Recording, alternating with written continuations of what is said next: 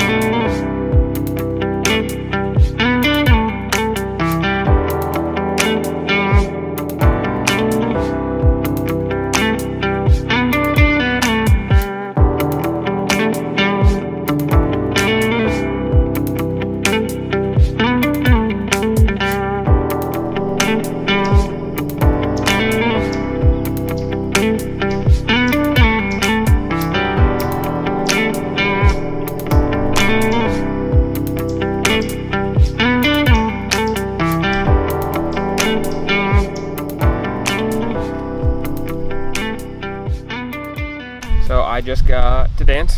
He is ahead of me. I ran a little bit late, so I gotta get changed really quick, and we'll get going. All right, so Zach and I are headed back to the bear site, and it's been slow. The bear is still coming in almost every night, and the problem that we've been having is that she's coming in after dark. And I did have another bear on, but pretty sure she drove that bear off. And so now I've been baiting earlier, so I've been waking up at like 4:50 in the morning and baiting around 5 a.m. so in the dark, trying to get her to come in earlier since she knows the bait's there. Her time has improved by like an hour, so now she's right around like 8 o'clock, 7:50-ish. So she keeps getting a little bit closer to the legal time, but we still have a little ways to go. So I'm hoping with the cold weather snap here, and we're getting down into the 40s at night now, and you can feel the cold air today, that hopefully it'll get her moving on and up on her feet a little quicker today. And maybe with some of the wind that's going, that maybe we can get some more bear in with the scent that we got out. So that's our hopes for tonight. And then tomorrow is the start of Expanded. So what would be perfect is if we get a bear tonight, and then I think I'm going to film for Zach in the morning either way. But hopefully tonight goes well. If you kill a bear tonight, we're probably going to be up all night and be up to go hunting in the morning. I would be on enough of adrenaline high that I'd be okay with that. Right, exactly. So yeah, that's what's going on right now.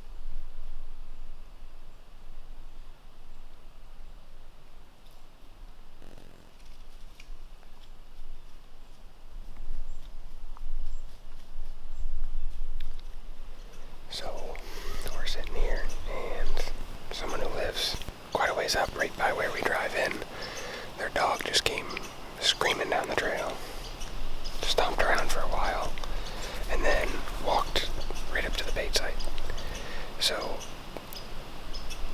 Schaefer just got down to walk the dog back up. Not exactly what we wanted to happen, especially with the weather dropping tonight and it being a good evening, so I feel a little bad for Schaefer because it seems like with bear hunting, anything that can go wrong has gone wrong for him, and he puts in a lot of work, so I'm hoping this doesn't screw it up for him, but we'll see what happens.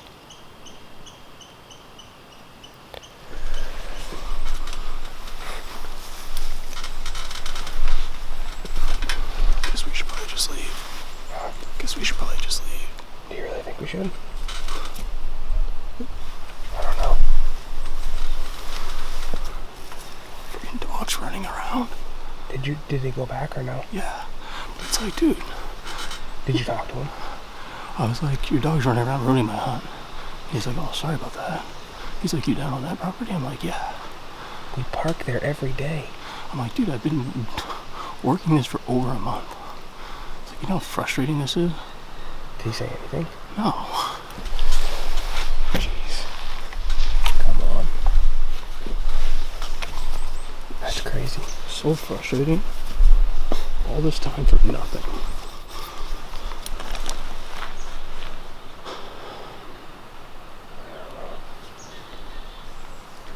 And how many times a day is he going to come down here now? Well, I'm wondering if he's already been here. Because I'm like, how did he run full speed to this? It's not like we've walked down here every day. Our son's down here, he knows. So I'm like, how often do you let your dog come down here?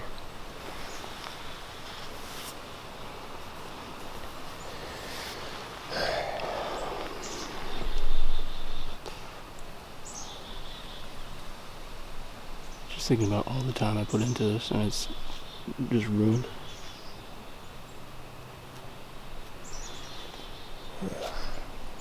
Makes me sick thinking about it.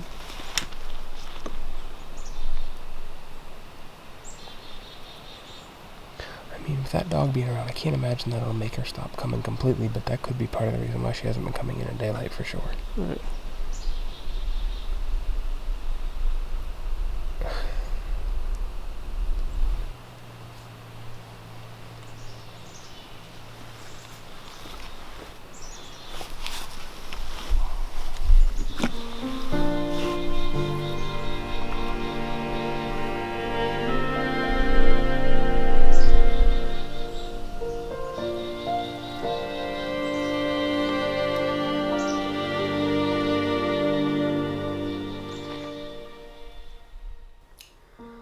So I'm editing our next episode of our Bear 2020 series, and I just wanted to take a minute to talk about what's gone on this season.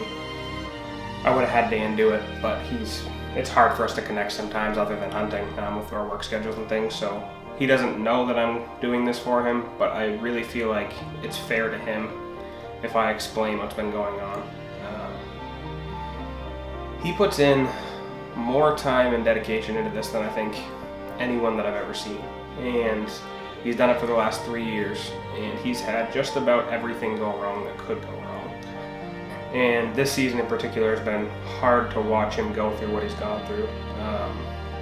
He's such a great guy, and he has such a love for bear hunting that to see it not work out for him consistently, even though he's doing nothing wrong and that it should work out for him, it's just hard to watch that happen. This year in particular, right from the beginning, he's had a big sow on the bait that's dominated the bait. We had one smaller bear come in and cruised right through. I think that big bear is just keeping everything off of it. She comes in at night consistently. She's got no competition because she's by herself. The bear density isn't high in this area, so there's not much we can do. There's not much that he can do. So let me explain what he's been doing. He's been going out before school, because he teaches. So he gets up at 4:30 in the morning, baits his site in the dark, with the thought of if I bait and the bait sits there all day, if I bait early in the morning around 5 or 5:30 before he has to go to work, that bait's going to sit there all day, and maybe, just maybe, she'll be hungry and want to come in earlier instead of waiting until 9 or 10 o'clock at night. So when he started doing that, the bear came in at, I think, 8:15, which was earlier than she usually had been. It was closer to 9 usually. And then 7:58, I think, one evening, the next evening. So she was slowly getting closer and closer. So the very next hunt, so I guess the day that she came in at 7:58, the day after that we hunted, and I think I have the timeline correct, a dog chased us down the trail, the neighbor's dog, and that was frustrating enough. We were only halfway to the bait site, so we just kind of waited till it went off, shoot it off, it went back up to the house. We went down and sat, didn't see anything that evening, so we went back in on Friday. The temperatures were dropping off really cold that night, the first really cold snap, I think into the 30s. So we're thinking if it's gonna happen, it's gonna happen tonight. Because she'd been coming in earlier too, with everything we had switched up. We're sitting there at like 4:30, the dog comes screaming down the trail, comes into the bait, as you saw what happened. And I'm dumbfounded, I didn't even know what to say. I felt so bad for Dan, and I mean, people might say, oh, it won't hurt your chances, it won't ruin it. Well, it did, okay, that's what happened. The bear had been coming in every night almost. Consistently, almost every night for 6 weeks. And then that dog comes in and she doesn't come in for 4 nights in a row. I feel really bad for what happened, but also we know as hunters, we've been down this road before, there will be disappointment. We know that. Dan knows that. It is what it is, unfortunately. We can't control that. He did talk to the owner of the dog, and not much was accomplished there, to be honest. So it is what it is. We know that success in hunting isn't always measured by filled tags. We get that. But with what we do, especially now that we're videoing and we have a passion for bringing this stuff to you guys, we almost pressure ourselves sometimes to bring you the best content we can. And when it doesn't work out, I think we feel that stress a little bit, and we've talked about it, and we're gonna try to feel less of that, I think, because we're doing everything we can. I said to him the other night, walking out from hunting expanded archery a mile back in, I'm like, it's not for a lack of effort that we're not killing stuff. I mean, he goes, I don't think that'll ever be our problem, and I agree with him. Something about us is that we are driven. We want this to happen. We love it, and it's not just because we're videoing. We did this before, but now that we're videoing on top of what we're doing, we want it to be the best that it can for you guys. So, bear hunting is no easy task. It takes a lot of dedication and determination. Not many people have, to be honest, and he has it.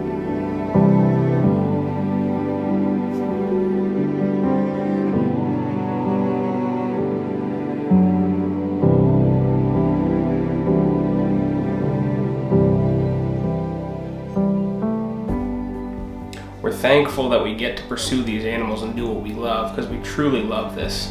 And I know we both want to say thank you to our wives.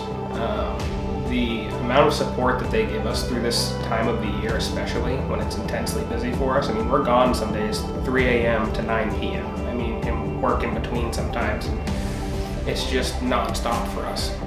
But it is a shorter time of the year. We love doing it, and they're so understanding. And Dan has a kid now too, so I know this season is bringing a little bit more pressure on that end, because I know he would love to be home with his family, and I have that too, and there's days where I don't hunt. Like today, for instance, I had planned to hunt this afternoon, but I just feel like the family needs me. I feel like the girls need me around, so I'm not gonna hunt, and that's not the end of the world. It's a long season, and ultimately hunting is not the most important thing. So for him, I think it's harder this bear season to know the hours he poured in. I mean, the first week I sat 5 out of 6 evenings with him. The next week I sat 2 evenings. I was doing everything I can to get it on film for him. And that's just my time that I put in for those days. I did help him bait some, but he baited 2 or 3 times a week preseason. He was consistent. He's out before school, after school hunting. He's just nonstop, and he wants so bad for it to happen for a lot of different reasons too. It's not just because he wants to shoot a bear. It's the meat and the memories and a lot of reasons that I won't even dive into, but I just want to say thank you to our families for the support that they've given us. Since we started the Maine hunt, we've put a lot of time in, more than I could explain. And this isn't just, I'm not saying this to make us seem like we're more dedicated than other hunters, because we're not. There's people out there that hunt harder than us. And so it's not like I'm tooting our own horn and saying that we're awesome. It's not that. I'm just saying I wanted to explain why the frustration happened the way it did with Dan, and it probably won't be the last time that happens for us. It's reality. It's part of what we do. And we know with hunting, really the only guarantee with hunting is the memories. That's why we started the Maine hunt, was the memories. We want the memories documented. These things mean more to us than I can even explain, and anyone who hunts understands that feeling. It means so much to us. So that's why we started this, and we're thankful to God for the ability to pursue what we love doing and for a family who supports us. Truly, we love the Maine hunt. Can you say the name of Daddy and Dan's show? What's it called? The Maine Hunt. Can you say it? Go. The Maine hunt. Yes. Can you do it? You can do it loud though. The Maine hunt. No, my dad. Aww. Just quiet. It's quiet.